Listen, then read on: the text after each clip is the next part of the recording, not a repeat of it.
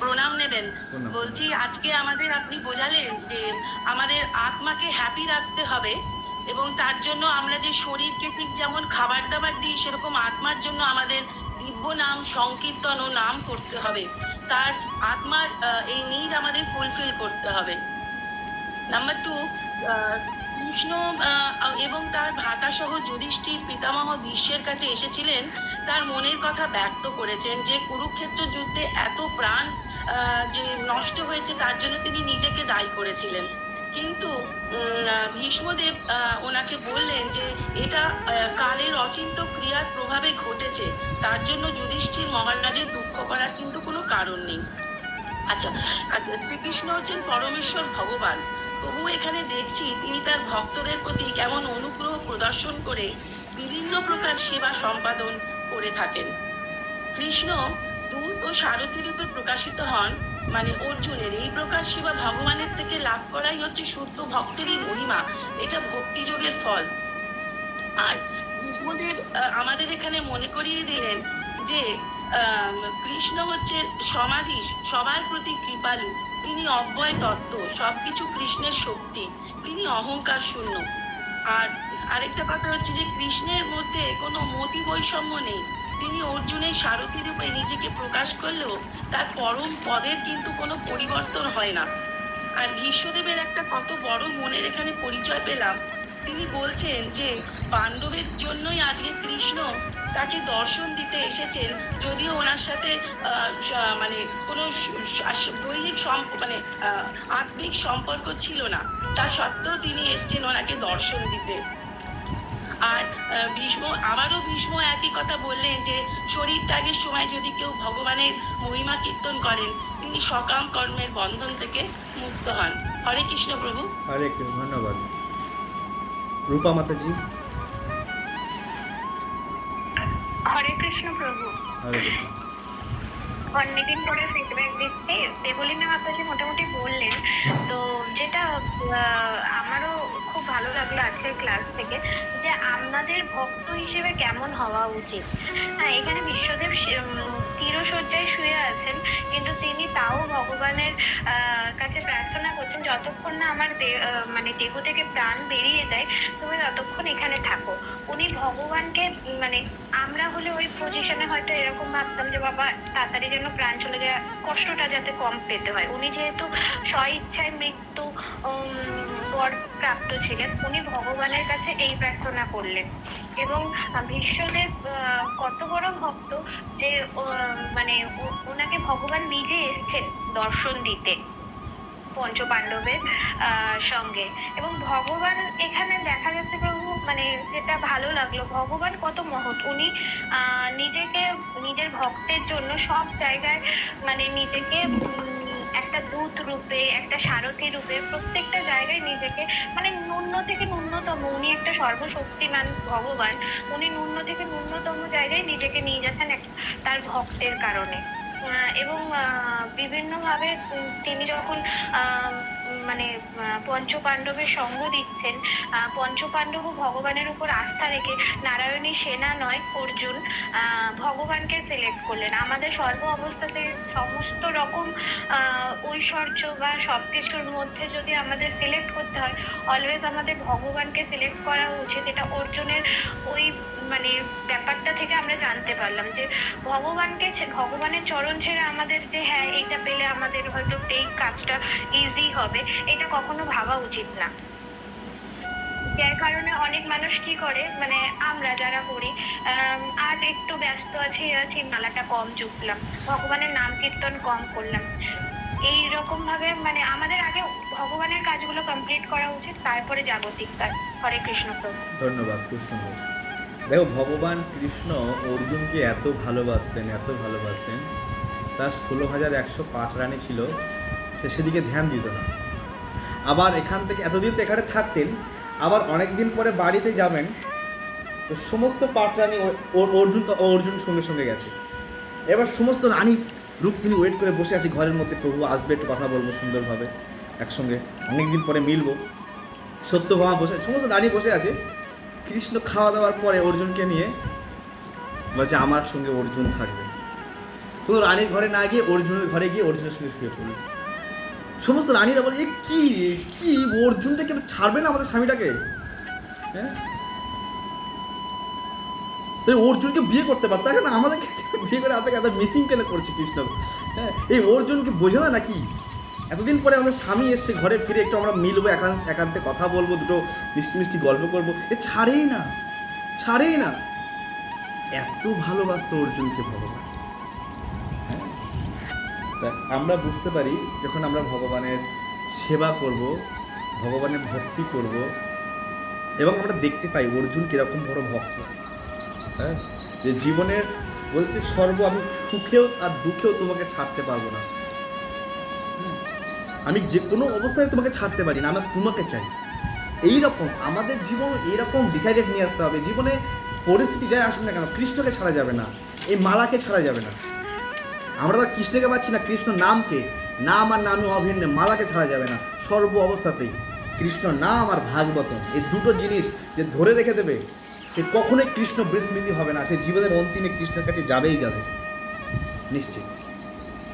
অর্ঘ্য মাতাজি বলেন।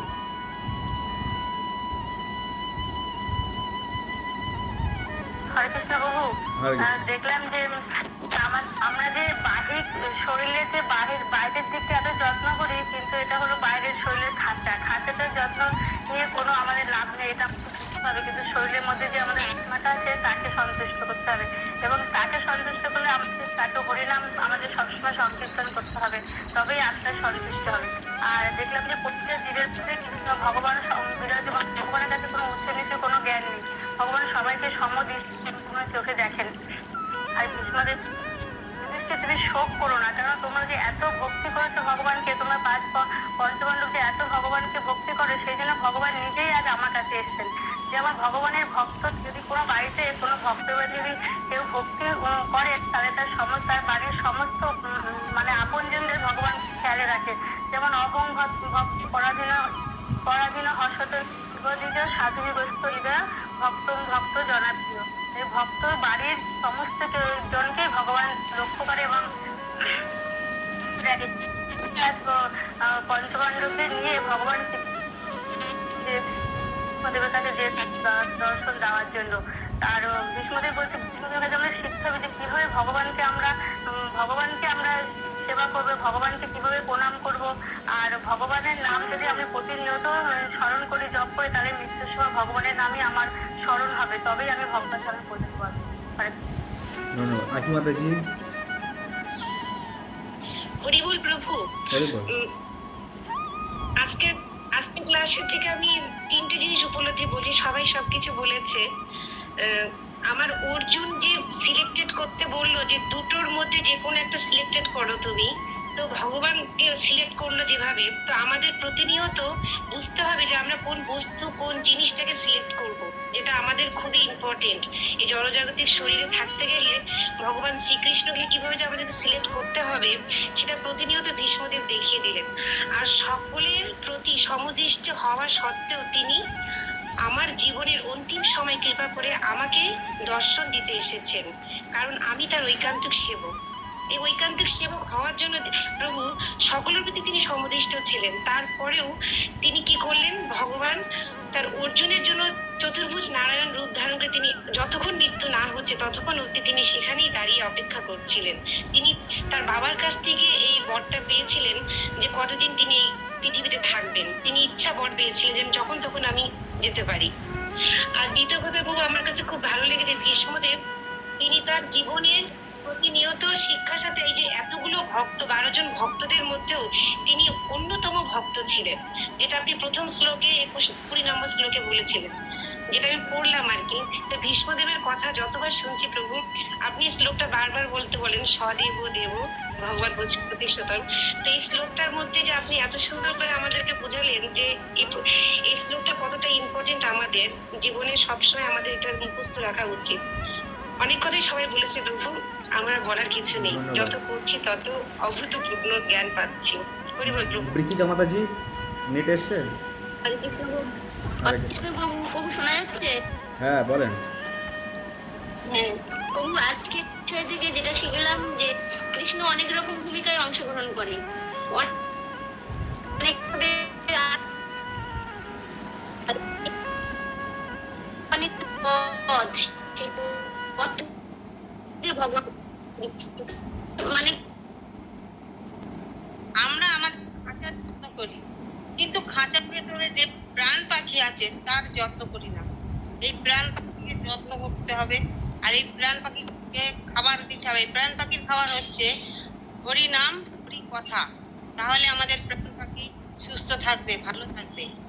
কৃষ্ণ তার সখাদের প্রতি অত্যন্ত হিতাকাঙ্ক্ষী। যেমন এক মা তার সন্তানের প্রতি হিতাকাঙ্ক্ষী হয়ে থাকে, তার থেকেও কৃষ্ণ বেশি হিতাকাঙ্ক্ষী। তিনি বিশ্ব ব্রহ্মাণ্ডের নায়ক, তিনি অর্জুনের রথের ড্রাইভার।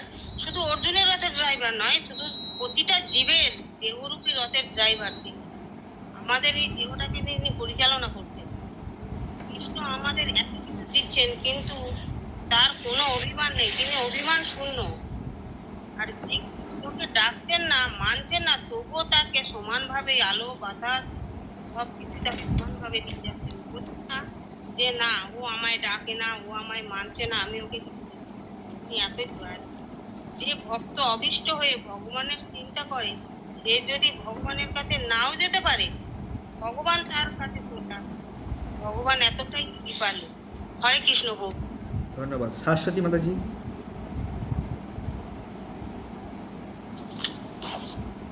হরে কৃষ্ণ প্রভু, প্রণাম। প্রণাম। ভগবান পাণ্ডবদের মাতুল পুত্র, সখা, বন্ধু, এবং তিনি আবার অর্জুনের রথের সারথিও ছিলেন। যদিও তিনি অখিল অদ্বৈ তত্ত্ব পরমেশ্বর ভগবান, তবুও তিনি অর্জুনের রথের সারথি রূপে নিজেকে প্রকাশ করেছেন। তিনি আবার প্রতিটি জীবেরও সারথি এবং মন্ত্রণাদাতা। তিনি পরম পুরুষ মহাসত্ত্ব, সর্বপ্রকার মিথ্যে মানে তার মধ্যে কোনো অহংকার নেই, কোনো মিথ্যে অভিমান নেই। তিনি সকলের প্রতি সমভাবাপন্ন এবং শুদ্ধ ভক্তের প্রতি তিনি আরো বেশি শুদ্ধ ভক্তকে তিনি আরো বেশি করে কৃপা করেন। শুদ্ধ ভক্তকে যেমন তিনি সেবা করেন এবং ভক্তও তার 24 ঘন্টায় তাকে স্মরণ করেন। তিনি সকলের প্রতি সমদর্শী, তাই জীবনের অন্তিম সময়ে তিনি প্রার্থনা করেছেন। তিনি সকলের প্রতি সমদর্শী, তাই ভীষ্মদেব প্রার্থনা করছেন যে জীবনের অন্তিম সময়ে তিনি যেন তাকে দর্শন দেন এবং তিনি যতক্ষণ না প্রাণটা ত্যাগ করেন ততক্ষণ যেন তিনি তাকে দেখতে পান। হরে কৃষ্ণ। সকলকে ধন্যবাদ।